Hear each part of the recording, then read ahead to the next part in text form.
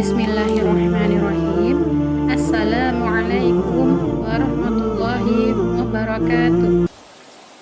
Selamat pagi anak-anak. Bagaimana kabarnya hari ini? Semoga kita semua dalam keadaan sehat walafiat. Amin.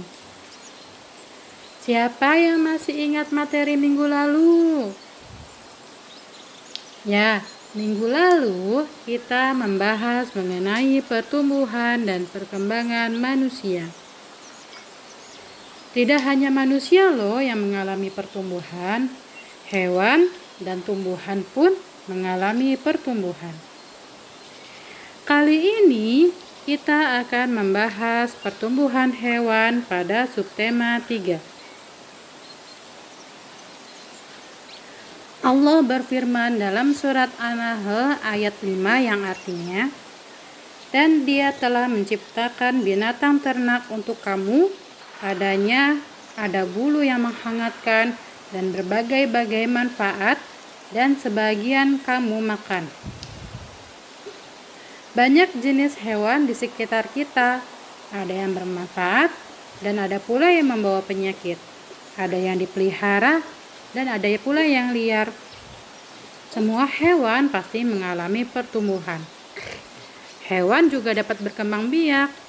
Namun, pertumbuhan dan cara berkembang biak setiap jenis hewan tidak sama. Nah, mempelajari tentang pertumbuhan hewan merupakan bentuk sikap bersyukur kita kepada Allah Subhanahu wa Ta'ala. Siapa yang tahu apa nama hewan ini? Ya, ini ayam. Pasti kalian semua sudah tahu ya dengan hewan ini. Mungkin sering melihat di rumah, di jalan, di sekolah, dan lain-lain. Bahkan mungkin juga ada yang melihara ayam di rumahnya seperti Ustazah. Hehehe.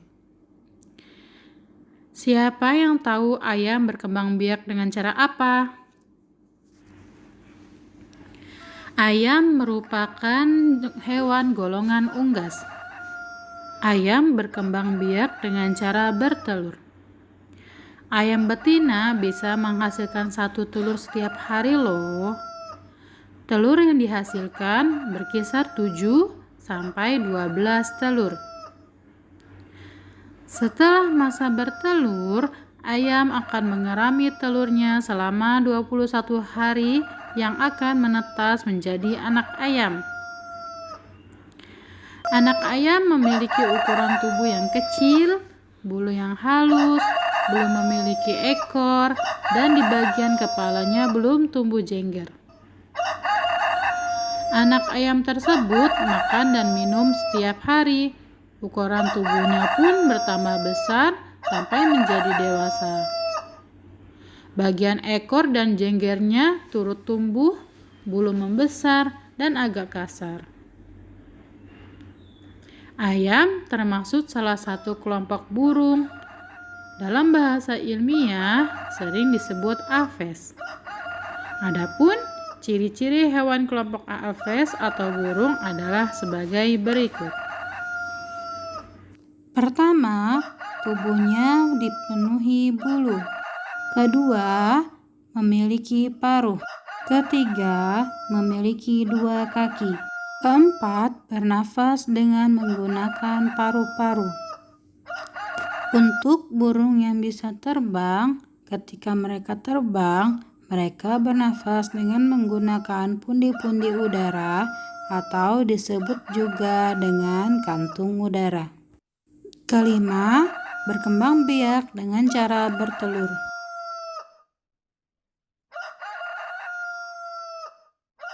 Selain ayam, hewan apa lagi ya yang termasuk dalam golongan aves?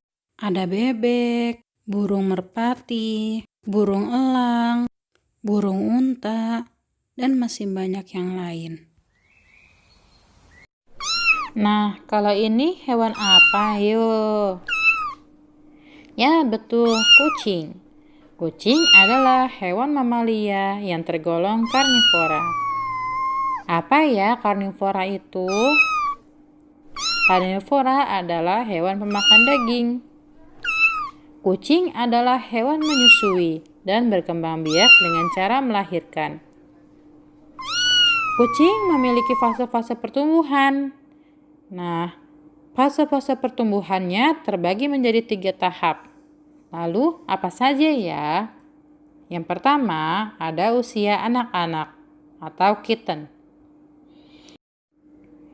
Kucing dikategorikan sebagai anakan atau kitten terhitung sejak baru lahir hingga berusia 1 tahun. Nah, pada tahap inilah pertumbuhan kucing paling cepat. Pertumbuhan yang cukup pesat tentunya memerlukan asupan makanan yang bergizi, yang terbaik, sehingga makanan yang harus diberikan adalah makanan khusus anak kucing, karena jenis makanan tersebut telah disesuaikan dengan kebutuhan nutrisi anak kucing. Jadi, tidak boleh sembarang kasih makan anak kucing, harus disesuaikan dengan kebutuhan nutrisi anak kucing agar pertumbuhannya baik. Yang kedua, usia dewasa. Kucing dikategorikan sebagai kucing dewasa ketika berusia sekitar 1-7 tahun. Nah, di tahap inilah pertumbuhan kucing justru akan mengalami keterlambatan serta aktivitas yang semakin menurun. Kucing harus diberikan asupan makanan yang bergizi karena kucing selalu melakukan latihan agar tetap sehat. Pada usia dewasa ini sering disebut tahap perawatan karena pada tahap ini benar-benar diperlukan pemeliharaan dan perawatan yang baik. Yang ketiga, usia tua. Kucing mencapai tahap ini apabila telah menginjak usia sekitar 8-10 tahun. Kucing yang semakin tua juga rentan terhadap segala penyakit. Untuk mengetahui gejala penyakit awal yang selalu menyerang daya tahan tubuh, sebaiknya pemilik rajin melakukan konsultasi ke dokter hewan minimal 2 kali dalam setahun. Nah, kucing itu termasuk hewan mamalia. Lalu, apa ya mamalia itu? Mamalia adalah hewan yang menyusui dan melahirkan anaknya. Adapun ciri-ciri dari mamalia adalah yang pertama, kulitnya ditumbuhi rambut. Yang kedua, mamalia memiliki kelenjar susu. Yang ketiga, alat pernapasannya adalah paru-paru. Yang keempat, biasanya memiliki daun telinga, kecuali lumba-lumba. Yang kelima, mamalia berkembang biak dengan cara melahirkan. Kira-kira apa saja ya contoh hewan selain kucing yang termasuk mamalia? Apa ayo? Ada kelinci, ada simpanse, ada lumba-lumba, dan masih banyak lagi hewan yang termasuk mamalia.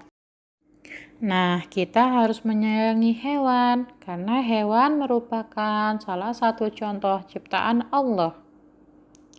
Selain menyayangi hewan, kita juga harus menyayangi sesama teman dan saling menghargai.